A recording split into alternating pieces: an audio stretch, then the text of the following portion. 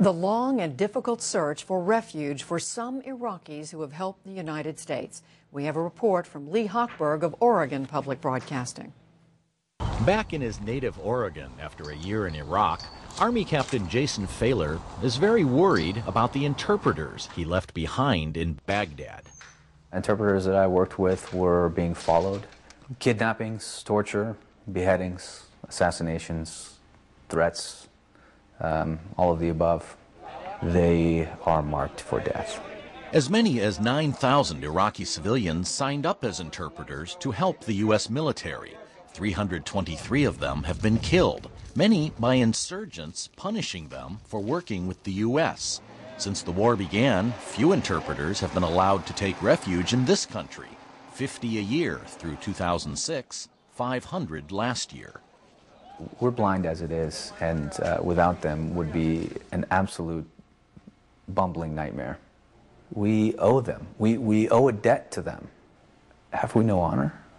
It's hard to lay your head down on your pillow at night and know that on the other side of the globe, there are people who served you well, protected you. He started a foundation to help interpreters get to the U.S. He calls it Checkpoint 1, after an entrance gate to Baghdad's Green Zone. It's also better known as the Assassin's Gate, because this is somewhere from where they're often surveilled or followed and then ultimately sometimes kidnapped or murdered. Ahmed Ali, who came to Portland in October, was chased from that very checkpoint. He still shields his identity for fear insurgents will attack his extended family in Iraq. There was a BMW, black BMW with 4 masked men, and I noticed that there were 2 with guns. I drove very speedy, like 130 kilometers per hour, which is very fast and very speedy driving way, which I never made in my life. He eluded capture, but says he was chased at gunpoint 3 other times in his 4 years as an interpreter. Then it got worse. The final alert was by marking my house fence with a black X. It means that this house is going to be the next target.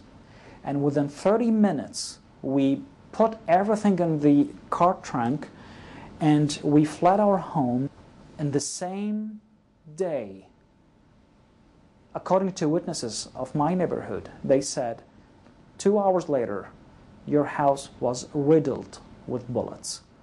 Ahmed and his family escaped to Jordan, where, like most refugees, he was not allowed to work and he ran out of money.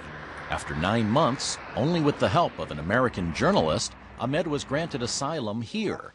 Today, he's lecturing in Portland and looking for work. Fahler is trying to make sure other interpreters, like Man, with whom he worked closely in Baghdad, also get asylum. I feel so badly about your case because you had to sit there for, 6 months, I think, in Jordan. Man was calling from Jordan, where he'd fled last summer.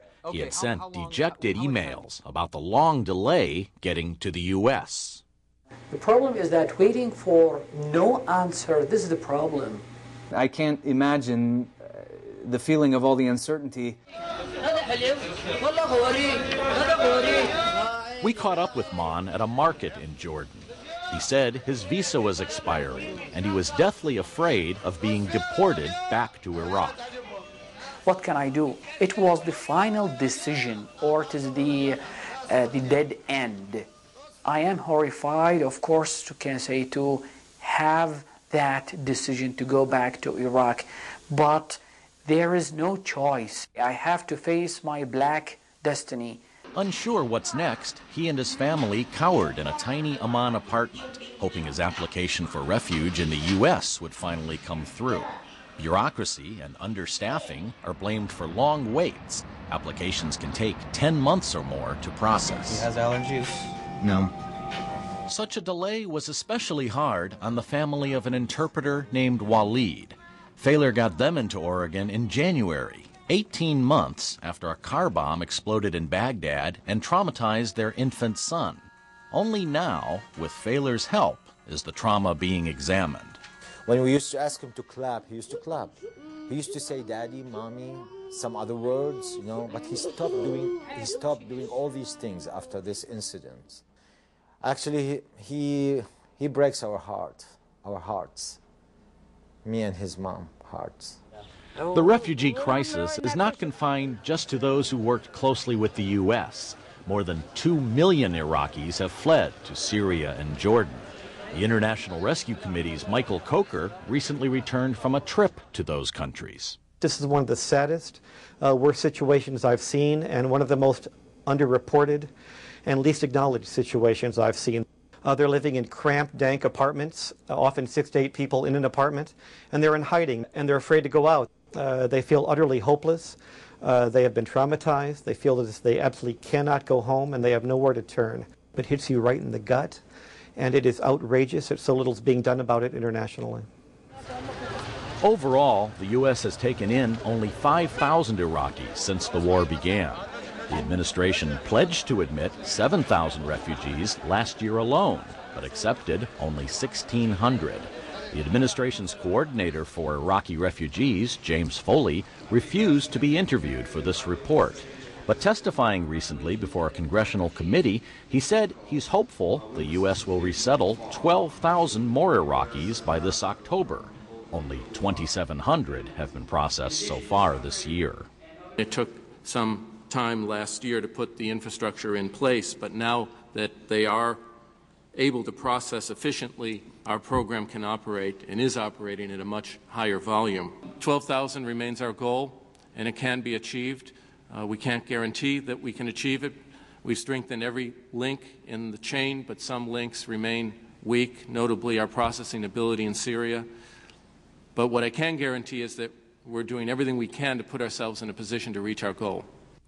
Foley said the U.S. has been processing Iraqi refugees mainly in Syria and Jordan, but recently began processing them in Baghdad as well. The Department of Homeland Security's refugee coordinator, Lori Shalaba, however, cautioned that the process will continue to be slow. Refugee resettlement is a complex, multi-step process involving a large number of players, all integral to the success of the program. We cannot control all the variables in this complex process that can affect refugee admissions. Countries like Sweden, though, have taken in 40,000 Iraqi refugees. One Swedish town, Södertälje, resettled as many as the entire United States. At that same hearing, its mayor asked that the U.S. do more. My little town alone receives more Iraqi refugees than United States and Canada together. We did not start the war in Iraq. However, we assume a huge responsibility for those people who are affected. As for those refugees in particular danger because of their association with the U.S., like the interpreters, Congress in January passed a bill allowing up to 5,000 of them and their families to come to this country each year for the next 5 years. But the legislation has not yet been implemented. Attention to orders. In the meantime, interpreters like Walid say they're blessed that Captain Failer stepped up. Walid was on hand to honor Failer recently as the guardsman was promoted to company commander.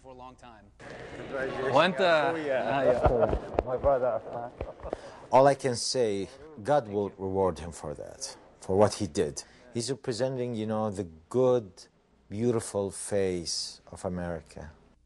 And at Portland's airport, after 6 long months in Jordan, Mon and his family recently arrived, dazed but overjoyed. Hello, sir. How are you? How are you?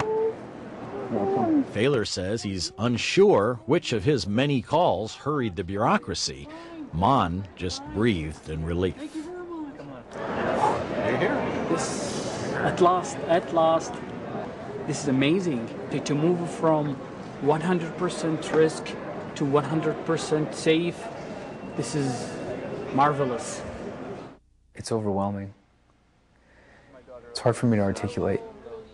There's 4 lives that weren't going to end up dumped in the streets of Baghdad. But Lehrer says much remains to be done.